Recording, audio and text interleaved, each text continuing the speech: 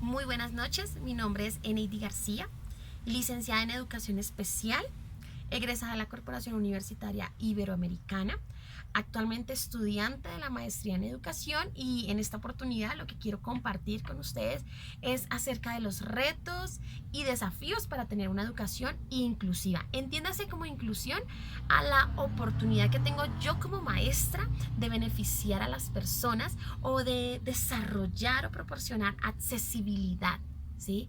Y pensar en un ambiente adecuado, en este caso, para mis estudiantes.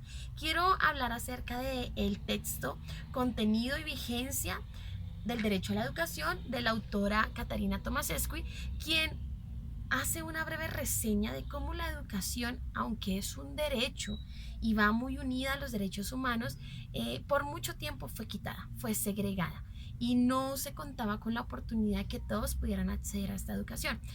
Anteriormente la educación estaba para las personas blancas, para las personas de estratos altos o lo que nosotros llamamos la alta sociedad, pero no una educación pensada en las mujeres y los niños. Fue mucho tiempo después en donde poco a poco se les dio la oportunidad como de ir accediendo.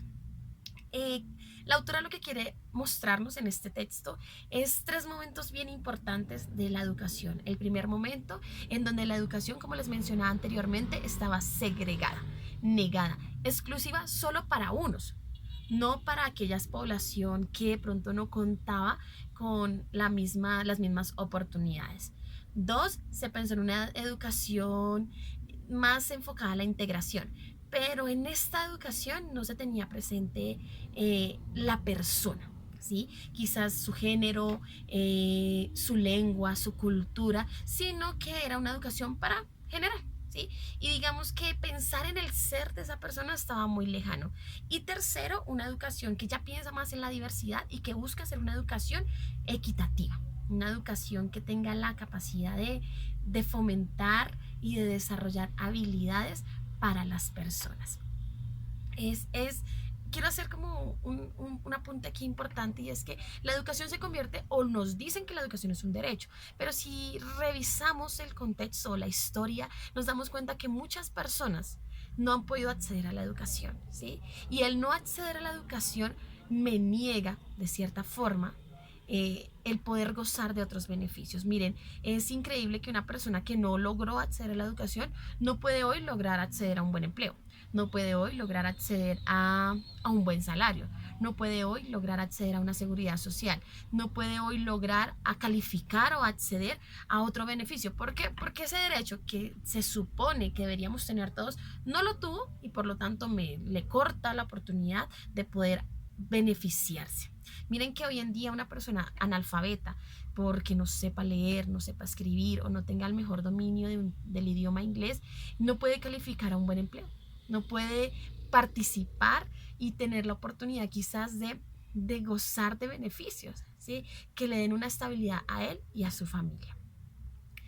Aunque la educación es un derecho, es importante hacer énfasis de que todo lo que requiere o necesita la educación, ese valor económico debe estar suministrado por el Estado, ¿sí? El Estado es quien se encarga o debe encargarse de fomentar, de crear, de adaptar espacios que permitan no solo ofrecer una educación, sino que la educación sea apta, sea digna, sea valorativa, ¿sí?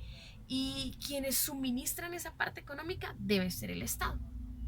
La educación es un derecho gratuito, y mi tarea como maestra es fomentar y luchar para que ese derecho lo tengan todos, ¿sí? El niño debe acceder a ese derecho independientemente de una condición, independientemente de alguna situación, independientemente de que él o sus padres quizás se encuentren en una problemática.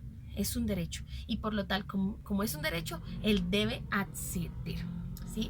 Miren que yo quiero hacer una pequeña reflexión, y es que aunque nosotros contamos con un derecho a la educación, nosotros seguimos estando muy quedados en que ese derecho sea digno, en que ese derecho sea luchado. O sea, se habla de una educación, pero no se piensa en una educación de calidad.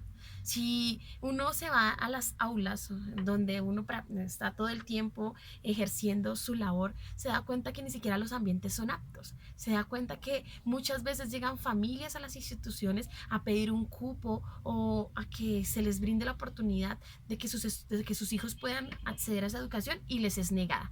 Si las puertas se cierran, y más hablemos ahora de cuando una familia llega con alguna condición o con un niño con alguna necesidad. ¿Qué hacen las instituciones? Cerrar.